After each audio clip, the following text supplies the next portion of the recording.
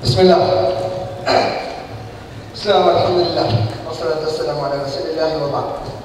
Pertama tentang isu PAS, dok tahaluf dengan pakatan ulama dan sebagainya. Anda nak sebut dari segi falsafah tahaluf, ulama sebut ada dua bentuk tahaluf. Pertama dinamakan sebagai tahaluf intikhabi, iaitu kerjasama semasa pilihan raya.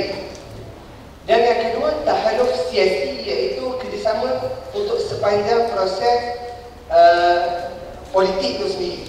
Kalau perhatikan sebelum masuk pada Wakil Malaysia, pengamalan parti Huriawan Andalah di Mesir bila pilihan raya, dia panggil semua parti Demokrat, apa-apa semua yang bukan Islamis pun untuk join sekali.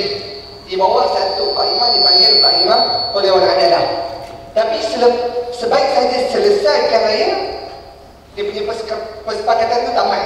Jadi itu dinamakan tahaluf intikhabi. Kalau perasan siapa yang baca politik Malaysia daripada awal sampai akhir, pihak pemarah pernah buat tahaluf berbentuk intikhabi, iaitu masa wujud barisan alternatif dengan parti rakyat yang lama lembu tu kan. Dia selepas selesai perkara itu, dia pun tak ada dah persepakatan. Kemudian bentuk yang kedua tahaluf siasi. Tahaluf siasi ni maksudnya masing-masing ada agenda masing-masing, kerana masing-masing serah dan undur agenda masing-masing. Dan kat sini yang anda maksudkan tadi, tahaluf siasi dengan musyrik tidak harus. Kemudian tentang jumpa ulama dan sebagainya, anda wallahualam, anda tak tahu benda tu jumpa ke tidak, dan anda tak tahu tafsir. Jadi kalau siapa-siapa ada tafsir, mungkin boleh bagi kat anda, jadi anda boleh baca dengan lebih tepat apa kata Qurtubi sebenarnya, apa kata Zuhairi, supaya kita berhujah dengan jelas dan bukan atas dasar emosi dan sentimen semata-mata. Cuma ala lihat, sekiranya ada ulama kata boleh, maka di sana ada ramai ulama yang kata tak boleh. Contoh, doktor yang mengajar anak dalam kuliah siasat syariah bekas mufti Mesir, namanya Dr. Nasrul Farid Wasif. Dr. Nasrul Farid Wasif sekarang salah seorang ahli, tapi dah sebab isu Azhar Tahrir dan sebagainya, sekarang tengah ada pembincangan itu. Dia salah seorang panel dalam membentuk perlembagaan Mesir. Dia kata, ni soalan anda tanya bila kami bincang dalam isu Ahkam Sultaniyah, dalam kitab Ahkam Sultaniyah, harus tak imam tu daripada orang kafir? Jadi dia kata, dalam keadaan sekarang, soalannya, dalam keadaan sekarang tak ada negara Islam. Yang ada adalah daulah muslimah. Kita tak ada daulah Islamiah atau daulah Islam, tak ada.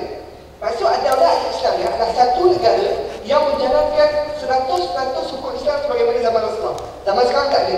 Yang ada adalah daulah muslimah, iaitu tanah-tanah umat Islam. Malaysia dalam tu ada umat Islam, jadi ada daulah muslimah. Mesir ada umat Islam, jadi dia ada daulah muslimah. Tapi silap untuk menganggap dia adalah daulah Islamiah. Jadi dalam keadaan tidak ada daulah Islamiah, maka ada tak kafir yang disebut sebagai kafir zimmi, kafir mustakmal dan kafir harbi? Maka jawab Syekh Nasrul Farid Wasif, dia kata al-aslu dengan orang kafir adalah kafir harbi. Dalam keadaan riyah daulah Islamiah, maka semua kafir adalah kafir harbi. Dalam keadaan tidak ada daulah Islamiah, semua kafir yang ada adalah kafir yang wajib diperangi. Tetapi di situ dia jadi persoalan.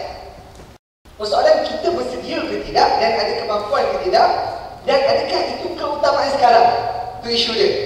Jadi dia kata, aku mencadangkan perkataan yang lebih tepat dari orang kafir adalah dia Muslim. Dalam keadaan kita tahu diorang adalah kafir harbi, tapi mereka kita bermuamalah sebagaimana real Muslim, sebagaimana Rasulullah di fatrah awal nikah dalam keadaan tidak ada daulah Islamiah bertamun dengan orang kafir. Dan ada satu asal diriwayatkan, ahli Makkah adra bi syu'abi, maksud orang Mekah lebih tahu tentang keadaannya. Jadi sekarang ada dua hujah ulama, satu ulama kata boleh, sebagai ulama kata tak boleh.